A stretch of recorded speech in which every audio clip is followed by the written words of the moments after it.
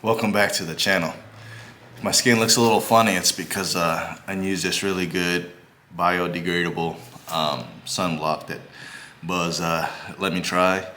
I'm always out there in the wind and the sun messing up my pretty little skin here. But if you haven't seen my past videos, we're currently out on Lake Chickamauga down here in Dayton, Tennessee.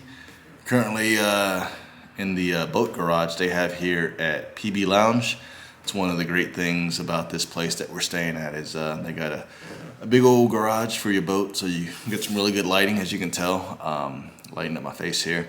But, you know, we spent the majority of yesterday scouting the lake. Probably did the bottom half of the lake, probably burned through 10 gallons of gas or so, and was able to catch a fish or two. So if you haven't seen that video, go check that out. I'll link it in this video.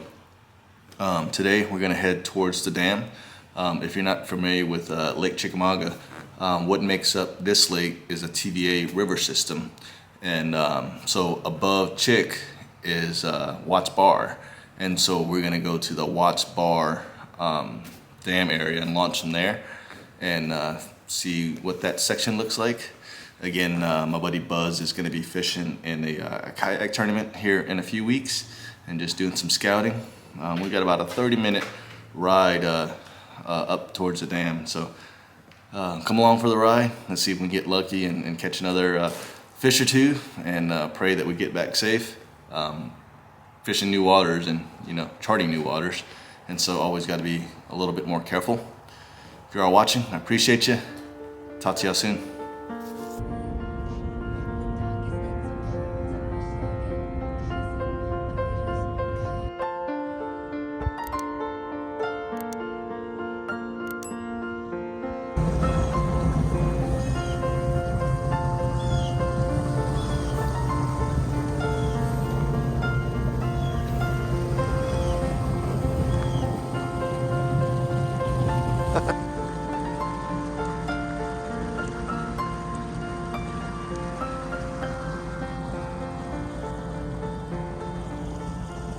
Well, Buzz, we made it up here to the north end of the lake. I think we're right below Watts Bar Dam. Yep. What's one of the things that you noticed as we tried to launch from there?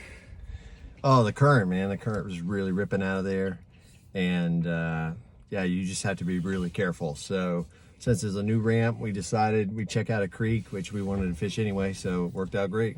Yeah, it's amazing. You know, that's one of the things I forget to do is check the current on the TVA app. And so I want to say it was around 60,000, right, flowing wise. Yeah. And so that current was moving pretty good, and they didn't have a courtesy dock. And so I'm glad we decided to come to the smaller creek. And you know, it's a small parking lot, but I think we made it work, right? Yeah, it was great. It was easy. There's no other boats here.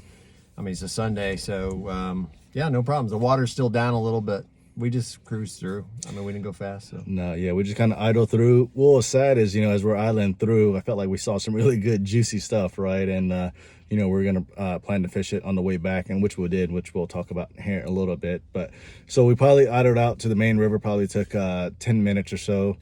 As soon as we got on that main river, we could feel the choppiness, right?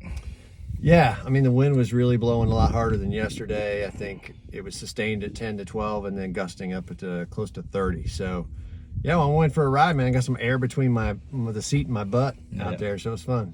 Yeah, and again, we launched from this northern end because you wanted to see two other boat ramps that were a little bit south of the boat ramp, right? And so there was a big bridge there, and so you got to check those out?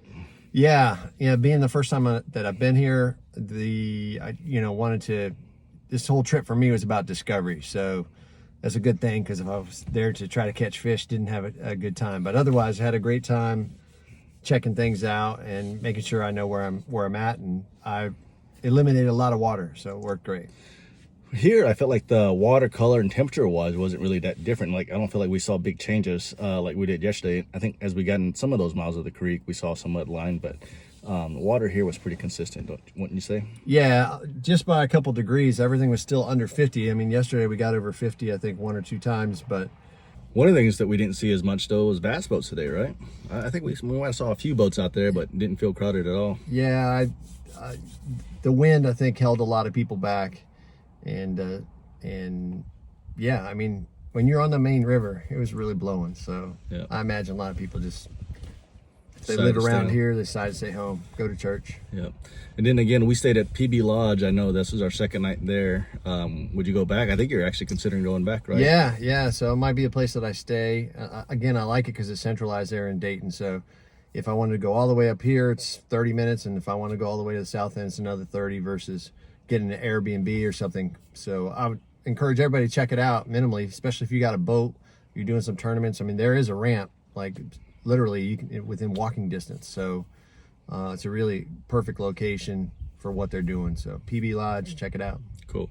And then another thing they want to check out is when they're in Gainesville, right? And you maybe want to tell them real quick about your kayak excursion or fishing trip. Yeah, Kingfisher Kayak Adventures, and that's www.kingfisherkayakadventures.com.